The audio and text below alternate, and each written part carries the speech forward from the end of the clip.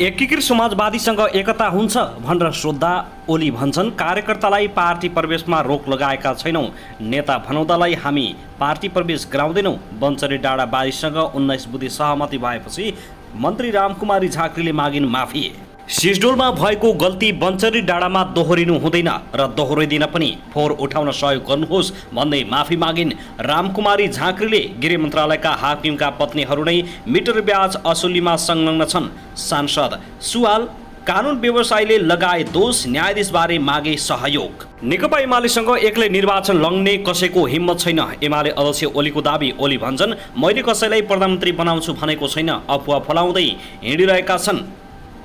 वाम गठबन्धन हुने सम्भावना नरहेको ओलीको दाबी।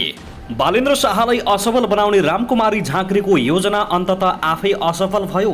रामकुमारी झाँक्रीलाई बन्चरी डाँडाका स्थानीयहरूले र्याक्दै पारेपछि रुँदै हात जोडिन्। अबदेखि यस्तो गल्ती हुने छैन। आजदेखि पेट्रोल 8 र डिजेलको मूल्य 12 रुपियाँले बढ्यो। कति पुग्यो मूल्य, यसबारे जानकारी। गृहमन्त्री बालकृष्ण खाडको कामबाट प्रधानमन्त्री देउबा प्रसन्न। गठबन्धनका शीर्ष नेताहरूले पनि गरे प्रशंसा। सङ्घ र प्रदेशको निर्वाचन तयारीमा लाग्न प्रचण्डको कार्यकर्ताहरूलाई निर्देशन। हरेक कोणबाट काङ्ग्रेस पहिलो दल। अबदेखि नेताका ब्याङ्क खातामा निगरानी हुने। मन्त्री श्रेष्ठमाथि मन्त्रालय भित्रै हातपात भयो। कुर्ची ठोकाठोक। मन्त्री हेरफेर विवादका बीच सत्तारूढ शीर्ष नेताहरूको भेटवार्ता। के निस्कियो निष्कर्ष? माधव कुमार नेपालको निर्णयले देउबा र प्रचण्ड निकै ठुलो तनावमा। माओवादीको मधेस विवादमा केन्द्रबाटै हस्तक्षेपको तयारी। गोर्खामा बाढी र पहिरो, घरमा निकै ठुलो क्षति, सडक समेत अवरुद्ध। जाजरकोट जीव दुर्घटना अपडेट। मृतकको संख्या 3 पुग्यो, 8 जना गम्भीर घाइते। आबु खैरेनीमा पहिरो जाँदा 2 पुरुषको शव भेटियो। वर्षायाम सुरु भएदेखि सुरु भयो त्रास। आबु खैरेनीमा पहिरो, कार पुरिएको अवस्थामा भेटियो। 2 जनाको शव पुरिएको अवस्थामा। गाउँपालिकाका इन्जिनियरलाई हातपात गर्ने 2 जना पक्राउ। धादिङमा पहिरो जाँदा 1 जना बेपत्ता।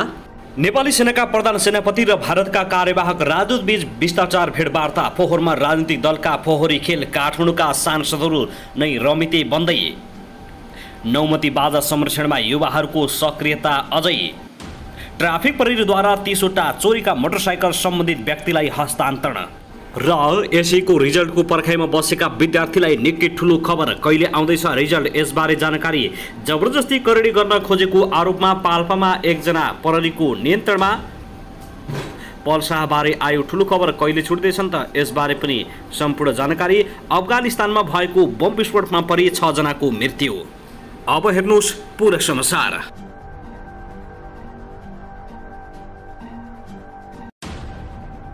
दर्शकबिन नमस्कार। युट्युब च्यानल नेपाली खबर मिडियामा तपाईहरूलाई हार्दिक स्वागत छ। यदि हाम्रो च्यानललाई अहिलेसम्म सब्स्क्राइब गर्नुभएको छैन भने सब्स्क्राइब गरी नजिक रहेको बेल आइकनलाई दबाई हामीसँग जोडिनुहोला। दर्शकबिन सदाझै आज पनि हामी तपाईहरुमाझ देशभरका विभिन्न खबरका साथ उपस्थित भइसकेका छौं। यो भिडियोलाई अन्तिमसम्म हेरी हामीले साथ दिनुहोला। दर्शकबिन हाम्रो मेहनतको लागि एउटा सानो लाइक गर्न पनि नभुल्नुहोला। कहाँदेखि हेर्दै हुनुहुन्छ, के भन्न चाहनुहुन्छ, तपाईको मनमा लागेका प्रतिक्रिया अवश्य पनि कमेन्ट गर्न नभुल्नुहोला। दर्शकबिन के तपाईँ हाम्रो च्यानलमा नियमित श्रोता हुनुहुन्छ? यदि नियमित हुनुहुन्छ भने तल कमेन्ट बक्समा नियमित अथवा रेगुलर लेख्नुहोस्। यदि तपाईँ नयाँ हुनुहुन्छ भने सब्स्क्राइब गरी जोडिनुहोस्, ताकि नयाँ अपडेटका साथ हामी तपाईहरुमाझ निरन्तर रूपमा उपस्थित भइराख्नेछौँ। हाम्रो अपडेटहरू तपाईहरूलाई के कस्तो लागिरहेका छन्, सल्लाह सुझाव प्रतिक्रिया तल कमेन्ट बक्समा अवश्य पनि छोड्न नभुल्नुहोला। दर्शकबिन आउनुहोस् आजको पहिलो खबरतर्फ लागौं। नेकपा एमालेका अध्यक्ष केपी शर्मा ओलीले नेपाली जनताले आगामी प्रदेश र संसदीय निर्वाचनमा पार्टीलाई अधिक स्थानमा विजय गराउने दावी गरेका छन्। विराटनगर विमानस्थलमा आज सञ्चारकर्मीहरूसँग कुरा गर्दै उनले एमाले संघीयता र लोकतन्त्रको रक्षा गर्न प्रतिबद्धता रहनका साथै संविधान निर्माणमा महत्त्वपूर्ण भूमिका निभाएका कारण जनताले संसदीय निर्वाचनमा पहिलो पार्टी बनाउने धारणा राखेका हुन्। अध्यक्ष ओलीले आगामी संसदीय निर्वाचनमा अन्य कुनै वामपन्थी पार्टीसँग गठबन्धन नहुने समेत बताएका छन्। उनले मुलुकमा एमाले मात्र वामपन्थी पार्टी रहेको जिकिर गर्दै अन्य पार्टीहरू वामपन्थी नभएको आरोप लगाएका छन्। पूर्व प्रधानमन्त्री समेत रहेका एमाले अध्यक्ष केपी शर्मा ओलीले नेकपा एकीकृत समाजवादीका कार्यकर्तालाई एमालेमा आए समाहित गरिने समेत बताएका छन्। उनले आफूले अन्य पार्टीका नेतालाई प्रधानमन्त्री बनाउने सम्बन्धमा कुनै आश्वासन नदिएको स्पष्ट पारेका छन्। उनले स्थानीय पालिकाको निर्वाचनले सबै निर्वाचनको स्थिति तय नगर्ने भन्दै सिट सङ्ख्याका हिसाबले केही कम आएर दोस्रो भए पनि लोकप्रिय मतका हिसाबले पार्टी पहिलो भएको दाबी समेत गरेका छन्। साथै एमाले अध्यक्ष ओलीले एमालेसँग निर्वाचनमा एक्लै लड्न कसैले आँट नगरेको समेत बताएका छन्। कार्यकर्तालाई सम्बोधन गर्दै एमाले अध्यक्ष ओलीले यस्तो बताएका हुन्। उनले अरू सबै दल एकातिर भए पनि लोकप्रिय मतका आधारमा पहिलो पार्टी एमाले भएको बताएका छन् भने उनीहरूले प्राप्त गरेको मत एक्लै होइन, सबैका जुठा गाँस हुन्। उनले भने सिट सङ्ख्यामा केही थोरै जित्यौँ तर पनि मतको आधारमा एमाले सबैभन्दा बढी जनमत पार्टी हो। उनले एमालेसँग एक्लै लड्न सक्ने हिम्मत कसैसँग नभएका कारणले 5 दलीय सत्तारूढ गठबन्धन बनेको आरोप समेत लगाएका छन्। सत्ता गठबन्धन टुट्ने बित्तिकै गठबन्धनमा आबद्ध दलहरू सिद्धिरी भएकाले एमाले विरुद्ध उभिएको बताएका छन्। गठबन्धन टुट्यो कि धुलो पिठो हुन्छ अनि कसरी छुट्छ? हामीले हीन भाव लिने होइन, कमजोर मनोविज्ञान लिनु हुँदैन। उनले भने अहिले गठबन्धन एकातिर, सिङ्गो नेपाली जनता अर्कोतिर छन्। दर्शकबिन त्यसैगरी आउनुहोस् अब अर्को खबरतर्फ लागौँ। नेपाली काङ्ग्रेसका महामन्त्री एवं सांसद गगन कुमार थापाले काठमाडौँ फोहोर थेक्न सक्ने अवस्थामा नरहेको बताएका छन्।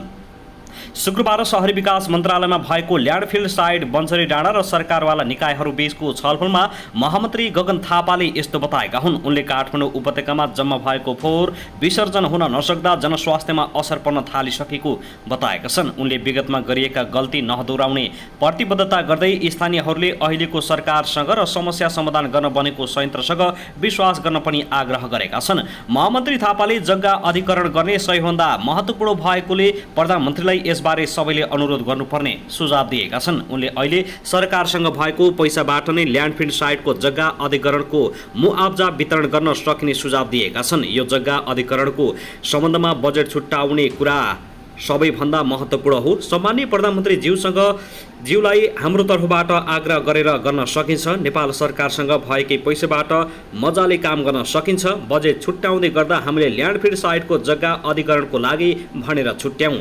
170 पटक सम्झौता भएको छ। सम्झौतालाई हामी देख्न साथ रिस उठ्छ पनि होला। यो हामीबाट नै भएको गल्ती हो, उनले आक्रोश हुँदै भएका छन्। रामकुमारी झाँक्रीले माफी माग्नुपर्ने गगन कुमार थापाको भनाइ छ। दर्शकबिन त्यसैगरी आउनुहोस् अब अर्को खबरतर्फ लागौँ। शहरी विकास मन्त्री रामकुमारी झाँक्रीले काठमाडौँको फोहोर व्यवस्थापनको लागि ठुला ल्यान्डफिल साइटको विकल्पमा साना व्यवस्थापन केन्द्र खोज्नुपर्ने बताएकी छिन्। आज शुक्रबार शहरी विकास मन्त्रालयमा बन्चरी डाँडा वासीहरूसँग भएको छलफलमा मन्त्री रामकुमारी झाँक्रीले विकल्प खोज्नुपर्ने बताएके हुन्। उनले ठुला ल्यान्डफिल साइटहरू बन्न समय लाग्ने र बन्न पनि नसकेको भन्दै त्यसको विकल्पको रूपमा ससाना फोहोर ढल व्यवस्थापन केन्द्र खोज्नुपर्ने बताएके हुन्। उनले आजबाट काठमाडौँ उपत्यकाको फोहोर उठाउन सहयोग गर्न सबैलाई अनुरोध समेत गरेकी छन्। बैठकले फोहोर उठाउने सहमति गरेको छ। छलफलमा मन्त्री झाँक्रीले तत्कालको समस्या समाधान गर्न सम्झौता गर्ने र त्यसपछि फर्किएर नजाने प्रविधिका कारण यो समस्या सिर्जना भएको बताएका छन्। उनले सबै पक्षसँग बसेर छलफल गरिएकोले अब फोहोर नउठ्ने कुरा नरहेको तर सरकारले बन्चरी डाँडा र सिसडोलवासीको माग पूरा गरेर मात्रै अगाडि बढ्ने विश्वास उनले व्यक्त गरेका छन्। उनले भनिन्, हामीले ठुला ट्रिटमेन्ट प्लान्ट, ठुला प्रोजेक्ट, ठुला ल्यान्डफिल साइटको गफ गऱ्यौँ अहिलेसम्म तर सक्सेस भएनन्। त्यसैले ठुलो ल्यान्डफिल साइटभन्दा किन्ने बिक्री गर्ने कानुन कार्यविधि मेकानिजम बनाउनुपर्छ। तत्कालको समस्या समाधान गर्न सम्झौता गर्ने, त्यसपछि फर्किएर नजाने यो समस्या र प्रविधि छ। अहिले हामीले स्थानीय रूपमा नै समाधान खोजेको भएर हामीले सही बाटोतर्फ जाँदैछौँ भन्ने म विश्वास दिलाउन चाहन्छु। हामीले धेरै सम्झौता र कागज गर्यौँ तर अब कागज होइन, काममा विश्वास गरौँ। हामीले फोहोर मैला व्यवस्थापनको कामलाई अगाडि बढाउँ। सिसडोलमा कहाँ चुक्यौँ र बन्चरी डाँडामा त्यो गल्ती दोहोऱ्याउने छैनौँ भन्ने कुरा निर्माण कार्यबाट नै कमिटमेन्ट रहेको छ। फोहोर फाल्ने स्ट्यान्डर्ड फलो गरेनौँ भने हुँदैन। यसको अनुगमन नियमन कडाइ गर्ने काम गर्नेछौँ तर स्थानीय तहको सपोर्ट हामीलाई चाहिनेछ। सपोर्टको लागि अनुरोध गर्न चाहन्छु।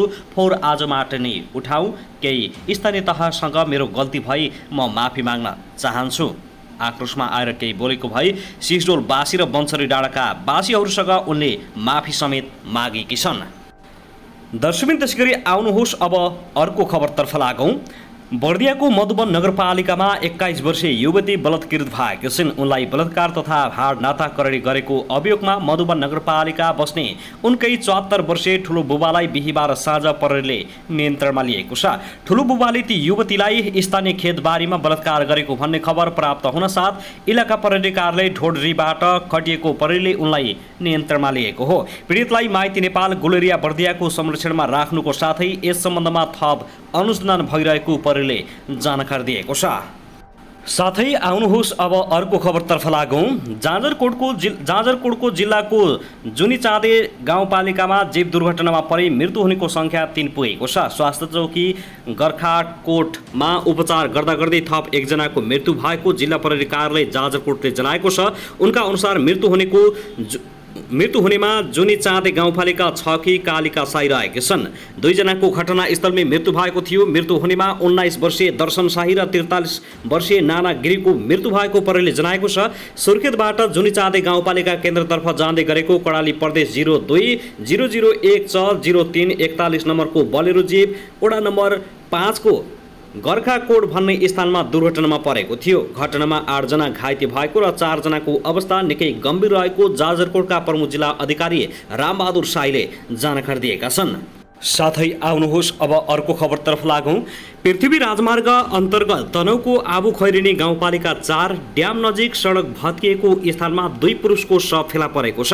जिल्ला ट्राफिक कार्यालय तनहुका प्रहरी नायब निरीक्षक गोकर्ण नेपालले सडक भत्किएको मर्स्याङदी नदी किनारमा 2 जनाको शव फेला परेको जानकारी दिएका छन्। तर मृतक दुवैको शनाखत हुन नसकेको उनले बताएका छन्। नदीमा मोटरसाइकल र कारको पाडपुर्जा फेटिएकाले मानवीय क्षति बढ्न सक्ने अनुमान गरिएको छ। नेपालले भने पोखरा र चितवनबाट आएको गोताखोर टोलीले नदीमा खोजी कार्य गरिरहेको छ। गैरातीदेखि वर्षाका कारण सडकको तलको भाग कटान गर्दा सडक भत्किएको हो। यसका कारण राजमार्ग अवरुद्ध बनेको छ। तनहुका प्रहरी नायब उपरीक्षक युवराज खड्काले सडकको तलाको भाग भाँसिएकाले बेली ब्रिज नराखेसम्म सवारी आवत जावत अब सम्भव नदेखिएको बताएका छन्। साथै आउनुहोस् अब अर्को खबरतर्फ लागौँ। धादिङको त्रिपुरा सुन्दरी गाउँपालिका 5 मा पहिरोले घर पुरिँदा 1 जना बेपत्ता भएका छन्। गैराती पहिरोले घर पुर्दा स्थानीय सीताराम खाड बेपत्ता भएको प्रहरी धादिङले जनाएको छ। घटनास्थलमा जेसीबी लैजान नसकेपछि स्थानीयसँगको सहकार्यमा बेपत्ताको खोजी जारी रहेको जिल्ला प्रहरी कार्यालयले जनाएको छ। बर्खायाम सुरु भएदेखि देशका विभिन्न क्षेत्रहरू प्रभावित बनेका छन्। विभिन्न ठाउँहरूमा जोखिम सुरु भएको छ र विभिन्न ठाउँहरूमा त्रास पनि बढ्न थालेको छ। हरेक वर्ष वर्षायाम सुरु हुँदा सयौंको ज्यान जाने गर्दछ। हजारौं घर बगाइएका हुन्छन्। यसपालि पनि छिटै मनसुन आइसकेको छ र बाढी पहिरो सुरु भइसकेको छ। मेलम्चीमा पनि त्यस्तै भएको छ भने मेलम्ची पनि अब बाढी पहिरोको सुरुवात हुन थालेको छ। दर्शक महानुभाव आउनुहोस् अब अर्को खबरतर्फ लागौँ। मौसमविदहरूले यो वर्ष औसतभन्दा धेरै वर्षा हुने भन्दै सरकारको ध्यान आकर्षण गराएका छन्। जल तथा मौसम विज्ञान विभागले यो वर्ष सरदरभन्दा बढी वर्षा हुन सक्ने पूर्वानुमान गरेको छ। यसै वर्षको मनसुनजन्य विपदबाट देशभर 17 लाख मानिस प्रभावित हुन सक्ने विज्ञहरूले बताइसकेका छन्।